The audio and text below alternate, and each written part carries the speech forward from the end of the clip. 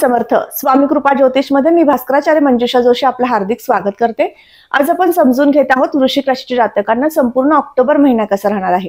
शिक्षण, आरोग्य, वैवाहिक सौख्य, वास्तू आणि वाहनाचं सुख आणि त्याचबरोबर नोकरी, उद्योग, व्यवसाय या सर्व संदर्भातील इत्थंभूत माहिती शास्त्रोक्त पद्धतीने ज्योतिषशास्त्राच्या आधारावर आपण आता समजून घेत आहोत तुमच्या राशी कुंडलीनुसार। दैनंदिन जीवनशैली व्यतीत करताना ज्या काही अडचणी येत आहेत त्यातनं मार्गदर्शन हवं असेल तर नक्की मला संपर्क साधू शकता। त्यासाठी मी माझा संपर्क क्रमांक खाली दिलेला आहे।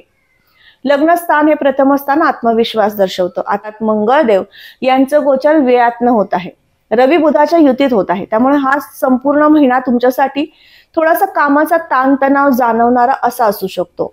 याचबरोबर कुटुंब स्थानाकडे जाऊयात। धनस्थानावरून आपण कुटुंबाचं सुख पाहतो। तुम्ही युवा वर्ग असाल, तुम्हाला सांगू इच्छिते या दरम्यान तुम्ही तुमच्या कुटुंबाच्या जबाबदाऱ्या हाती घेऊ शकाल। कुटुंबातील जबाबदारीने एखादं कार्य हाती घ्याल आणि ते व्यवस्थित पद्धतीने पूर्ण करून दाखवाल आणि त्या माध्यमातून कुटुंबातील सदस्यांचं प्रेम आणि सन्मान प्राप्त करून घेऊ शकाल। याचबरोबर या संपूर्ण महिनाभराच्या कालावधीमध्ये ज्येष्ठ नागरिकांना सांगू इच्छिते संपूर्ण महिनाभर तुम्ही तुमच्या क्रोधावर नियंत्रण ठेवायचं आहे। त्यानंतर तृतीय स्थानाकडे जाऊया। तिसरं घर पराक्रम, परिश्रम, कीर्ती आणि प्रसिद्धी दर्शवतं। या ठिकाणी मकर रास येते। शनिदेवांचं गोचर पंचमातनं होत आहे।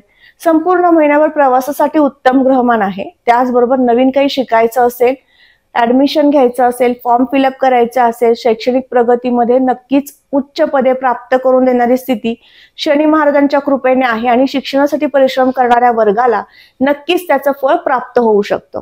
हे झालं शिक्षण घेणाऱ्या वर्गासाठी।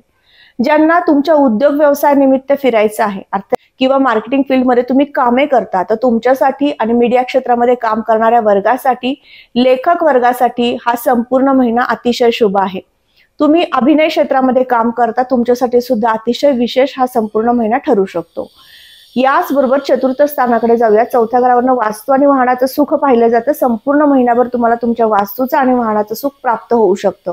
या ठिकाणी राहुदेव उपस्थित आहेत आणि ते जागृत अवस्थेमध्ये आहेत आणि त्यांच्या समोरच केतुदेव उपस्थित आहेत जे 27 सप्टेंबर पासून जागृत अवस्थेमध्ये आलेले आहेत। त्यामुळे या दोन्ही ग्रहांचे परिणाम तुमच्या जीवनामध्ये कशा पद्धतीने होऊ शकतात यावरती एक विशिष्ट महत्त्वपूर्ण व्हिडिओ आपल्याच YouTube चॅनलवरती अपलोड आहे। नक्की जाऊन तुम्ही समजून घ्या आणि या संपूर्ण महिनाभराच्या कालावधीमध्ये जर तुम्ही वास्तू आणि वाहन खरेदी करू इच्छिता तर नक्कीच राहुदेवांचा जप करा, तुमच्यासाठी तो योग्य ठरेल। राशी पत्रिकेतील पंचमावरून आपण संततीचं सुख पाहतो। शिक्षणा बाबतीमध्ये आपण पहिल्यांदाच बोललो आहोत। शिक्षणाच्या दृष्टीने तर हा महिना उत्तम आहे, परंतु संतती सुखासाठी सुद्धा उत्तम आहे। काही प्रमाणामध्ये मतवैचारिकता गेल्या काही महिन्यांमध्ये तुमच्या संतती बाबतीमध्ये होती, त्यांची अतिरिक्त काळजी चिंता होती आणि त्या माध्यमातून वेळ जास्त तुम्ही त्यासाठी देत होता। आता अतिशय शुभ ग्रहमान आहे, तुमची संतती तुम्हाला साथ सोबत करेल तुमचा बिझनेस पुढे घेऊन जाण्यासाठी। याबरोबर प्रणयाचे संकेत संपूर्ण महिनाभर उत्तमच असतील, परंतु 18 ऑक्टोबर नंतर तुमच्या दोघांमध्ये काही मतवैचारिकता झाल्या होत्या आणि त्यामुळे तुमचा प्रियकर किंवा प्रियसी तुमच्यापासून दुरावली असेल तर नक्कीच आता त्या नात्यामध्ये पुन्हा सुधारणा होऊ शकते।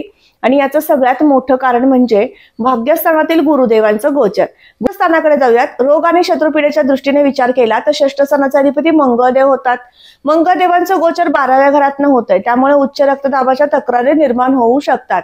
म्हणूनच सुरुवातीला तुम्हाला सल्ला दिला की ज्येष्ठ नागरिकांनी क्रोधावर नियंत्रण ठेवायचं आहे। हा संपूर्ण महिना थोडा खर्चिक आहे, त्यामुळे तुमची नक्कीच चिडचिड होऊ शकते, अतिरिक्त खर्च होऊ शकतो। युवा वर्गाने आणि महिला वर्गाने या संपूर्ण कालावधीमध्ये काही उपासना करणं आवश्यक आहे, कारण तुमच्याकडनं सुद्धा अतिरिक्त खर्च होण्याची शक्यता आहे। म्हणून एक विशिष्ट उपासना आपण व्हिडिओच्या शेवटी समजून घेणार आहोत, ती तुम्हाला करायची आहे, संपूर्ण महिनाभर करणं आवश्यक ठरणार आहे। याचबरोबर जोडीदाराचं सुख या दृष्टीने विचार केला तर या ठिकाणी येते वृषभ रास। शुक्रदेवांची रास येते आणि शुक्रांचं गोचर कन्या राशीतनं लाभातनं होत आहे। लक्षात घ्या, शुक्रदेव हे केंद्रातनं गोचर करतायत 9 तारखेपर्यंत आणि नंतर ते लाभातनं त्रिकोण स्थानातनं गोचर करणारे त्रिकोणाचं अधिकाधिक चांगलं फळ तुम्हाला देऊ शकतात। ते म्हणजे तुमच्या पत्नीची किंवा पतीची साथ सोबत मिळणं। एखादा विषय आहे, फार महत्वपूर्ण विषयावरती तुमच्यामध्ये चर्चा झाली आणि त्याचा काहीसा वादामध्ये रूपांतर झालं तर नक्की आता तुम्ही तुमचा विषय मांडू शकणार आहात त्यांच्या समोर आणि त्यातनं एक चांगला निर्णय पुढे घेऊन जाऊ शकणार आहात। या संपूर्ण महिन्याभराच्या कालावधीमध्ये फिरण्याचे, तीर्थक्षेत्राला भेट देण्याचे सुद्धा शुभ संकेत येणार आहेत। भाग्यस्थानाकडे जाऊयात. भाग्यस्थानामध्ये कर्क रास येते.